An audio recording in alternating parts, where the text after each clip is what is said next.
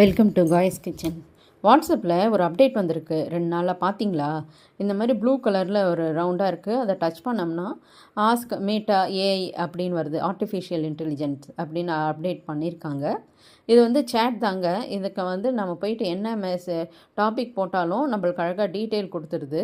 நம்ம என்ன பேசினாலும் அதுக்கு வந்து ரிப்ளை கொடுக்குது. நம்ம என்ன லாங்குவேஜில் பேசினாலும் அந்த லாங்குவேஜில் வேணும்னு நம்ம சொல்லிட்டோம்னா அதுலேயே வந்துடுது நம்மளுக்கு. நான் வந்து 2-3 இது சும்மா ஒரு ரெசிபி போட்டு பார்க்கலாமேன்ட்டு மைசூர் பாக்கு ரெசிபின்னு கேட்டேன். அழகாக டீட்டெயில் கொடுத்துருச்சு ரெசிபி எப்படி பண்ணணும் அப்படின்னு.